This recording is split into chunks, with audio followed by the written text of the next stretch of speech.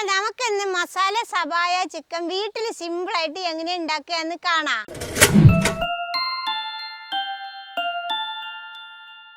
അതിന് വേണ്ടിയിട്ട് നമുക്ക് ആദ്യം ഞാൻ കുറച്ച് കാശ്മീരി മുളക് എടുത്ത് വെച്ചിട്ടുണ്ട്. ഇതിലേക്ക് ഇനി കുറച്ച് തിളച്ച വെള്ളം ഒഴിച്ചു കൊടുക്കുക, അതൊന്ന് കുതിരാന്. ഇതിന് ഇവിടെ ഒരു 10 മിനിറ്റ് ഇരുന്ന് കുതിർന്നോട്ടെ. ഇനി നമുക്ക് കോഴീനെ റെഡിയാക്കി എടുക്കാം. അതിന് വേണ്ടിയിട്ട് ഞാൻ എടുത്തിട്ടുള്ളത് ഒരു കോഴിയാണ്. ആ ഒരു കോഴീനെ 4 കഷ്ണമാക്കിയിട്ടാണ് എടുത്തിട്ടുള്ളത്. ഇനി നമുക്ക് ഈ കോഴീനെ മസാല പിടിക്കാൻ വേണ്ടിയിട്ട് ഇങ്ങനെ കുത്തി കുത്തി കൊടുക്കുക. കുത്തുമ്പോൾ കൈ നോക്കണം കേട്ടോ, കയ്യിലൊന്നും പെടാതെ വേണം കുത്താൻ. അത് ഇങ്ങനെ നമ്മൾ കുത്തി കൊടുക്കുമ്പോൾ മസാലയൊക്കെ നന്നായിട്ട് ഇറച്ചിയുടെ ഉള്ളിൽ കയറിക്കോളും. മക്കളെ, തോലുള്ള ഇറച്ചി കിട്ടുകയാണെങ്കിൽ ഒന്നുകൂടി നന്നാവും കേട്ടോ. നമുക്കിവിടെ തോലുള്ള ഇറച്ചിയൊന്നും കിട്ടില്ല, ഈ ഇറച്ചിയാണ് കിട്ടുക. അതുകൊണ്ടാണ് ഈ ഇറച്ചി എടുത്തത്. ഞാനിപ്പോൾ 4 കഷ്ണവും കുത്തി വെച്ചിട്ടുണ്ട്. ഇത് ഇനി ഇവിടെ ഇരിക്കട്ടെ. മക്കളെ, ഇനി നമുക്ക് ഇതിലേക്കുള്ള സബായ മസാല ഉണ്ടാക്കട്ടോ. അതിന് വേണ്ടി ഞാനൊരു 20 ചെറിയ ഉള്ളി തോലൊക്കെ കളഞ്ഞ് കഴുകി വെച്ചിട്ടുണ്ട്. അത് നമുക്കൊരു മിക്സിയുടെ ജാറിലേക്ക് ഇട്ട് കൊടുക്കാം. ഇനി അതിൻ്റെ കൂടെ തന്നെ മീഡിയം ലെവലിലുള്ള വെളുത്തുള്ളി ഒരു 10 എണ്ണം ഇട്ട് കൊടുക്കാം.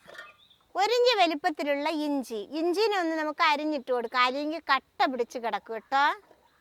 ഇനി ഇതിലേക്ക് ഒരു തക്കാളി ചെറുതായിട്ട് അരിഞ്ഞത് അതും ഇട്ട് കൊടുക്കാം. ഇനി ഇതിൻ്റെ കൂടെ ഒരു പിടി മല്ലിയില ഇട്ട് കൊടുക്കാം. ഇനി ഇതിലേക്ക് നമുക്ക് ഒരു 1/2 ടേബിൾ സ്പൂൺ മല്ലിപ്പൊടി ഇട്ട് കൊടുക്കാം. ഇനി ഇതിലേക്ക് ഒരു 3/4 ടീസ്പൂൺ കിര മസാല ഇട്ട് കൊടുക്കാം. ഇനി ഇതിലേക്ക് 1/2 ടീസ്പൂൺ മഞ്ഞൾപ്പൊടി ഇട്ട് കൊടുക്കാം. ഇനി നമുക്ക് നേരത്തെ കുതിർത്താൻ വെച്ച മുളകിനെ ഇങ്ങനെ കോരി അങ്ങോട്ട് ഇടാം. വെള്ളം ഒഴിക്കേണ്ട ആവശ്യമൊന്നുമില്ല കേട്ടോ മക്കളെ. ഇനി നമുക്കിതിൽ ഒരു 2 ടേബിൾ സ്പൂണ് വിനാഗിരി ഒഴിച്ചു കൊടുക്കാം, സുർക്ക. ഇനി ഇതിലേക്ക് ഉപ്പ് ചേർത്ത് കൊടുക്കണം. ഞാനിവിടെ 1 ടീസ്പൂൺ ഉപ്പാണ് ചേർത്ത് കൊടുക്കുന്നത്. ഇനി നമുക്ക് ഈ മസാലയൊക്കെ അരച്ച് കഴിഞ്ഞിട്ട് ഇതിൻ്റെ പാകം നോക്കിയിട്ട് ഉപ്പ് വേണമെങ്കിൽ ഇട്ട് കൊടുക്കാം. അങ്ങനെ ഇട്ട് കൊടുത്താൽ മതി. മൊത്തത്തിലിട്ടാൽ ഉപ്പ് കൂടി പോകും. നോക്കി ഇടുകയാണെങ്കിൽ പാകത്തിന് ഇടാം. ഇനി നമുക്കിത് അരയാൻ വേണ്ടിയിട്ട് ഒരു 2-3 ടേബിൾ സ്പൂണ് വെള്ളവും കൂടി ഒഴിച്ചു കൊടുക്കാം. ഇനി നമുക്കിതിനെ നന്നായിട്ട് അരച്ചിട്ട് കൊണ്ടുവരാം. ഇത് കണ്ടില്ലേ മക്കളെ, ഇതേപോലെ ഒന്ന് നന്നായിട്ട് അരച്ചെടുത്തിട്ടുണ്ട്, കണ്ടില്ലേ. ഇനി നമ്മുടെ മസാല ഇറച്ചിയിലേക്ക് അങ്ങോട്ട് ഇട്ട് കൊടുക്കാം.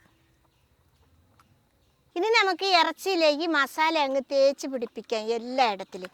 ഈ 4 കഷ്ണം ഇറച്ചിയിൽ നമുക്കിതാ ഇതേപോലെ ഇറച്ചിയിൽ മസാല ഇങ്ങനെ പിടിക്കണ രീതിയിൽ തേച്ച് പിടിപ്പിച്ച് കൊടുക്കാം. കണ്ടില്ലേ, ഇതേപോലെ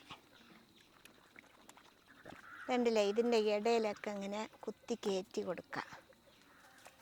ഇത് കണ്ടില്ലേ മക്കളെ, എല്ലാ ഇറച്ചിയിലും ഇതേപോലെ തേച്ച് പിടിപ്പിച്ച് വെച്ചിട്ടുണ്ട് കേട്ടോ. അപ്പോൾ ഇനി നമ്മൾ എടുക്കുമ്പോൾ മസാലയൊക്കെ ഇങ്ങനെ പിടിച്ച് ഇറച്ചിയൊക്കെ നല്ല കുട്ടപ്പനായിട്ടുണ്ടാവും. ഇത് ഇനി ഇവിടെ ഇരിക്കട്ടെ. മക്കളെ, നമ്മൾ മസാല പുരട്ടി ഇറച്ചി കുറഞ്ഞതൊരു 4 മണിക്കൂറെങ്കിലും ഇത് വെക്കണം. അപ്പോഴാണ് അതിൻ്റെ ഉള്ളിൽ മസാലയൊക്കെ പിടിച്ച് നമ്മൾ കഴിക്കുമ്പോൾ നല്ല ടേസ്റ്റ് ഉണ്ട്. സബായയുടെ ടേസ്റ്റ് ഉണ്ടാവണമെങ്കിൽ 4 മണിക്കൂറെങ്കിലും വെക്കണം. ഇനിയിപ്പോൾ അതിൻ്റെ കൂടുതൽ വെച്ചാലും കുഴപ്പമൊന്നുമില്ല. ഇത് ഫ്രിഡ്ജിൽ വേണം വെക്കാൻ. വെക്കുമ്പോൾ ഫ്രീസറിലൊന്നും വെക്കരുത്, താഴത്തെ തട്ടിൽ വേണം വെക്കാൻ. അപ്പോൾ ഇനി നമുക്കിത് 4 മണിക്കൂർ കഴിഞ്ഞിട്ട് കാണാം. ഇത് കണ്ടില്ലേ മക്കളെ, നമ്മുടെ ചിക്കന് 4-5 മണിക്കൂർ ഫ്രിഡ്ജിൽ വെച്ചിട്ട് എടുത്തിട്ടുണ്ട്. ഇനി നമുക്കിത് ഒരു കുക്കറിലേക്ക് അങ്ങ് ഇട്ട് കൊടുക്കാം. ഇങ്ങനെ ഒന്നൊന്നായിട്ട് എടുത്ത് വെച്ച് കൊടുക്കാം. ഇതുണ്ടാക്കുമ്പോൾ പരന്ന കുക്കർ ഉണ്ടെങ്കിൽ അതാണ് നല്ലത് കേട്ടോ. അപ്പം നല്ലപോലെ പരത്തി വെച്ച് കൊടുക്കാം. നമുക്കിനി ഈ മസാലയൊക്കെ അതിൻ്റെ അടിയിൽ അതിൻ്റെ കൂടെ തന്നെ നമുക്ക് ഇട്ട് കൊടുക്കാം. ഈ മസാലയിലുള്ള വെള്ളവും ഈ ചിക്കനിൽ ഇറങ്ങി വരുന്ന വെള്ളവുമായിട്ടാണ് ഇത് വേകണത് കേട്ടോ. വേറെ വെള്ളമൊന്നും ഒഴിച്ചു കൊടുക്കേണ്ട ആവശ്യമില്ല. ഇനി നമുക്കിത് മൂടി വെച്ചിട്ട് ഒരു 3 വിസിൽ വരുന്നവരെ വേവിച്ചെടുക്കാം. ഇത് വേവിക്കുമ്പോൾ ആദ്യത്തെ ഒരു വിസിൽ വരുന്നവരെ നല്ല കത്തിച്ചു കൊടുക്കുക.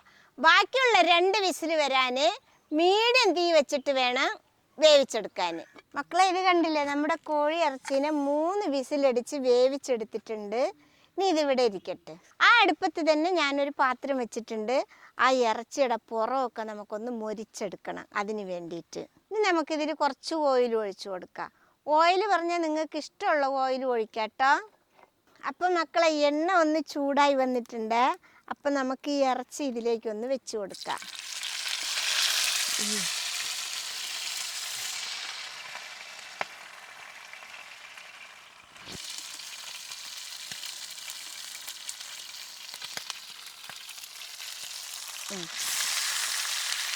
ഇതിൽ 2 കഷ്ണമേ വെക്കാൻ പറ്റുന്നുള്ളൂ.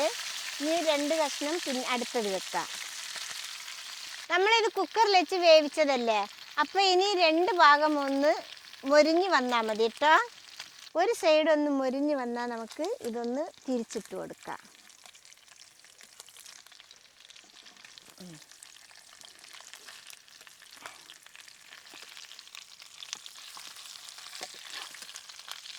ഈ സൈഡും കൂടി ഒന്ന് മൊരിഞ്ഞ് വരട്ടെ ഇതേപോലെ. അങ്ങനെ നമ്മുടെ ഇറച്ചിയുടെ ആ സൈഡും മൊരിഞ്ഞ് വന്നിട്ടുണ്ട്. ഇനി നമുക്കിത് എടുക്കാം.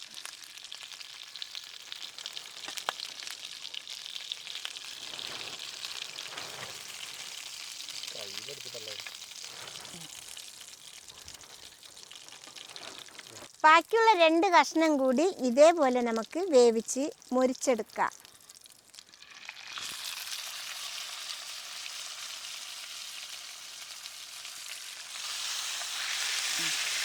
അതേപോലെ ഒന്ന് മൊരിഞ്ഞ് വരട്ടെ.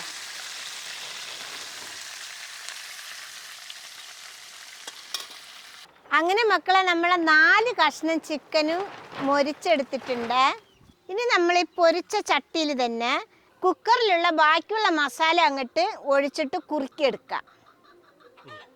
എല്ലാം അങ്ങോട്ട് ഒഴിച്ചു കൊടുക്കാം.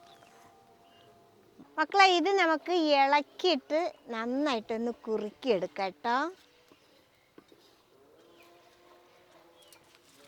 തിളച്ചൊന്ന് കുറുകി വരട്ടെ. അങ്ങനെ മക്കളെ നമ്മുടെ സബായി മസാല കുറുകി വന്നിട്ടുണ്ട്, കണ്ടില്ലേ? ഇനി നമുക്കിതിനെ എടുത്ത് നമ്മൾ വേവിച്ച് മൊരിച്ച് വെച്ച സബായിലേക്ക് അങ്ങോട്ട് ഒഴിച്ചു കൊടുക്കാം.